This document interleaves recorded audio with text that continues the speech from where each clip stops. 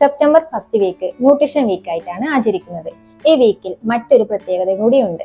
നമ്മുടെ ഓണം വരുന്നതും ഈ വീക്കിൽ തന്നെയാണ്. ഓണം എന്ന് പറയുമ്പോൾ എല്ലാവരുടെയും മനസ്സിൽ വരുന്നത് സദ്യ തന്നെയായിരിക്കും. ഈ സദ്യയെ എങ്ങനെ ആരോഗ്യകരമാക്കി കഴിക്കാം എന്നതിനെ കുറിച്ചാണ് ഞാൻ ഇന്ന് പറയാൻ വേണ്ടി പോകുന്നത്. നമസ്കാരം, ഞാൻ അർഷിത, ഡയറ്റീഷ്യൻ, വള്ളുവനാട് ഹോസ്പിറ്റൽ. സദ്യയിൽ 18 കൂട്ടുകറികളും ചോറും പായസവും ഒക്കെ കൂടി വരുമ്പോൾ ഏകദേശം ഒരു 2000 കലോറിയോളം വരും. ഇത് ഒരാൾക്ക് ഒരു ദിവസം വേണ്ട കലോറിയെ മീറ്റ് ചെയ്യും.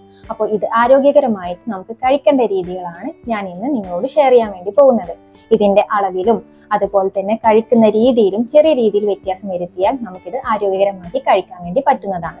നമ്മൾ സദ്യ കഴിക്കുമ്പോൾ ഏറ്റവും കൂടുതൽ ശ്രദ്ധിക്കേണ്ടത് ചോറിന്റെ അളവ് കുറച്ചിട്ട് വിഭവങ്ങളുടെ അളവ് കൂട്ടി കഴിക്കാനാണ് ശ്രദ്ധിക്കേണ്ടത്. അതിൽ പ്രത്യേകിച്ചും അവിയല്, തോരൻ, അതുപോലെ കാളൻ പോലുള്ള പുളിശ്ശേരി, ഈ തൈരുകൾ കൂടിയിട്ടുള്ള കറികൾ കുറച്ച് കൂടുതലായിട്ട് എടുക്കാൻ വേണ്ടിയിട്ട് ശ്രദ്ധിക്കണം.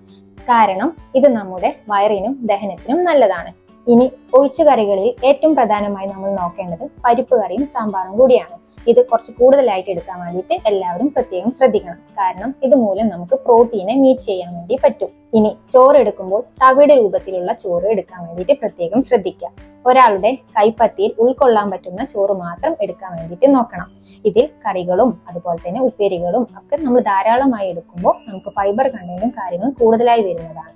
ഇനി പായസം തിരഞ്ഞെടുക്കുമ്പോൾ 2-3 പായസങ്ങൾ എടുക്കാതെ ഒരൊറ്റ പായസമായിട്ട് ചുരുക്കാൻ വേണ്ടിയിട്ട് പ്രത്യേകം ശ്രദ്ധിക്കുക.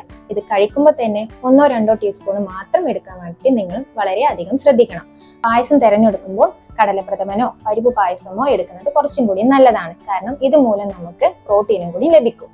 ഇനി സദ്യ എല്ലാം കഴിച്ചു കഴിഞ്ഞ് പായസവും എല്ലാം കഴിച്ചു കഴിഞ്ഞ് പൊതുവെ മലയാളികളിൽ കാണുന്ന ഒരു ശീലമുണ്ട്.